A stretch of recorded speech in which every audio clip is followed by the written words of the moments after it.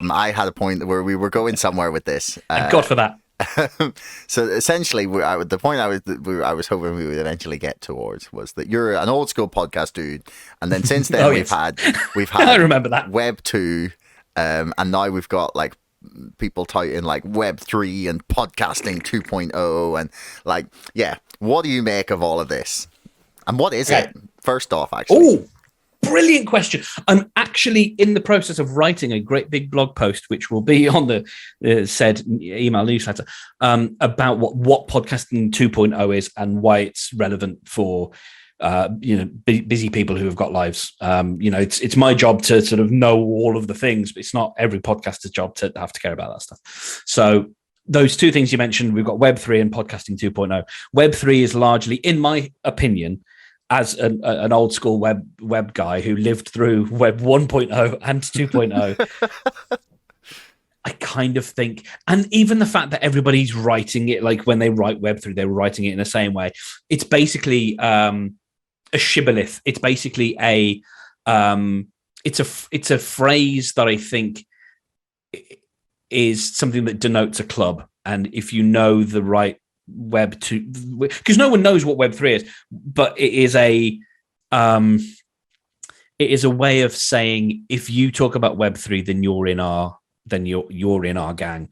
And I think it's a way that certain people can sort of say, if you're not talking about Web 3, then you're no longer relevant, whereas no one can actually define. They know it's something to do with blockchain, maybe it's something to do with VR and the metaverse, maybe. I don't know. So that's kind of my take on Web 3. It's just a phrase that people can use to call themselves the in-group and to differentiate themselves. They know. They're the ones that know. We should listen to them, and they know, and that's all we should ask. Yeah. Okay. That's it. It's like looking at redundant in the dictionary. It says, see redundant. What is Web 3? Well, it's Web 3, mate. If you don't, can't help you if you don't know. I keep hearing it's the future, man. That's it. What's Web 3? It's the future. Mm-hmm. Podcasting 2.0 is an initiative that was created by one of the co-creators of podcasting, Adam Curry, who used to be a VJ for MTV. And he persuaded a chap to make some tech changes that enabled podcasting to happen back in 2004. And then in 2020, this is my understanding of the potted history anyway. In 2020, he became more concerned with Apple making decisions about what it would allow in and out of its database, its podcasting directory, which a lot of more and more apps now have splintered away from the Apple Podcasts directory, but it's still, I think, regarded as kind of the place, the sort of directory of all podcasts. And Apple started making decisions based on policy violations, namely by Alex Jones. I think that might have been the lighting the blue touch paper incident. It always starts with Alex Jones, doesn't it? Doesn't it always? I wish it would end with him. No, that's if everything ends with Alex Jones being right, we have had the worst end to humanity that was possible. No, you're right. Yeah, no, bad times. Yes.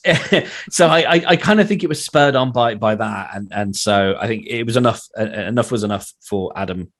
And so he sort of ended up spearheading two initiatives. One of them is the Podcast Index, which is an open index of podcasts. Everyone is accepted. No one is censored. What I like about that is because there have to be, I think, in a society, we have to look at free speech and just keep an eye on it, and make decisions about, public safety and all that kind of stuff. We speak now as we're a couple of weeks out of the furore that was the Joe Rogan COVID misinformation thing, right? So, yes. As we speak now, that still has sort of echoes of relevance. But, they wanted a place to say all podcasts, you can be listed here. it has a great benefit because it's actually surprisingly a pain in the backside to get listed on Apple Podcasts, because if you don't have an Apple device, it is actually not easy. And I think they're quite happy with that. Whereas the podcast index, like, it's super easy to get in. And apps can self-censor. Apps can decide, I want to block certain content, I want to block certain feeds, but they're not removed from the index. And that's great. And then the other initiative as part of that is something called the podcast namespace, which is a bunch of tech jargon to help podcast apps understand content better. So we can do things like specify transcripts. We can say these are the people that were involved in a podcast in making it. We can say this is the location that it was that it related to, and that's information that we can put in our podcast metadata, basically, that apps can then read and present to listeners. And so those are the two things. I'm very heartened by what they're trying to do, especially with with the podcast namespace, because I think the more that we can understand and the more we can get into granular metadata with podcasts, the more we can aid people being able to leapfrog from show to show. Like, I love the idea that, if a listener has enjoyed me rambling on, then they might be able to just tap my name and here's other stuff that I've guested on, or here's stuff that I've presented, or whatever. And that's enabled by what they're trying to do. The problem we have is one of adoption, and I've got some theories on that which are possibly half-baked, to do with attitudes, and I think it's quite psychological. They're old school podcasters, and I think they still think in old school sort of mindsets. They're very tech forward, like all of the apps that support most of their stuff. We haven't even got into like the Bitcoin of it all, because there's a lot of Bitcoin stuff involved. Yeah. I'm hoping we'll get to that. Okay, cool. Put a pin in that. Yeah, they are. I think I would like to see them perhaps embrace some of the realities of the industry that we have it now, rather than trying to keep things a certain way and for a certain group of people. And they're not doing anything bad or wrong. Like, they're not being jerks about it. It's nothing like that. I just think there is an attitudinal thing. Like, they've got an attitude towards podcasting that they've kept since 2004. And I think the medium has evolved. And yeah, so as I say, half-baked ideas, but hopefully something I'll be able to actually commit to words and make them make sense soon. Yeah, I mean, so would you say that they're maybe like a little bit caught in the sort of underground pirate radio, like our little secret corner of the internet sort of thing? Yes. That like the early podcasts were very much like, and now that the format has kind of blown up. Potentially yes. in the absence of radio, or I don't know what the reason for it is, but that it's blown up, and now they kind of haven't accepted it. Yes, I think with my media studies university degree hat on, I think it's about subcultures. I think podcaster used to be a subculture. Oh, it still is. Podcaster, like with a capital P, it was an internet subculture back in the days when the internet was full of subcultures, whether it was neo-goth or whatever. Like, people congregated and identified themselves, and it gets very in-group and out-group. You're part of our group, and that's, I think, the idea. That's still the base that they're playing to, and you see it in the kinds of apps that get developed. They're almost all Android apps. They've got a lot of Bitcoin stuff, because it's the sort of slightly hacker mindset, which gave us podcasting to begin with. But the fact is now, as much as I was sort of, I say I was there, I was very much on the sidelines as an observer, but an interested one. Where we are now,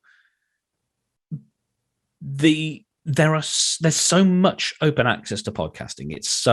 The barrier to entry is so low, but that means it's much easier to make really good stuff. When we talk about low barrier to entry, we often think that just means that the crap stuff gets in, whereas actually what it really enables is for people to make good stuff easier.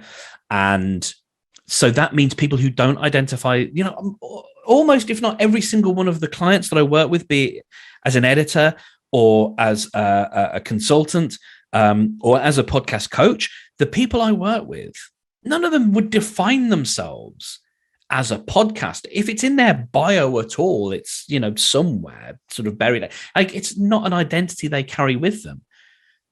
Their podcast is still important to them and they still want to make a really good one, but they don't carry that piss and vinegar that the sort of podcasting subculture has grown up with. And that's where I'd like to see more movement, I think, is to embrace the people that are making really good stuff and want to make quality stuff, but don't necessarily have an opinion on whether they should use a Lightning node to accept Satoshis or not. That's the real question, though, isn't it? That's the fundamental one at the center of it all. I think you are, in a way, you're sort of showing me that maybe I'm a little bit like old school in my thoughts, like, because that's how I really look at this as like my. Okay, so I write some, like, I've written one and 3/4 of a book. It's almost there. And then, I've got my other job and, like, I do some freelance stuff. But for me, like, all of it is in pursuit of, like, getting this into a place where, like, this is the central thing I do, because I really love long form conversation, man. And, either I'm gonna like I'm gonna like buck the trends, or I'm gonna go out with the old school guys before I've made it. Thanks for making it all the way to the end of the video. Don't forget to like, share, subscribe, and leave a comment for us in the comments below. Let me know what you thought and if you'd like to see more of this from the show.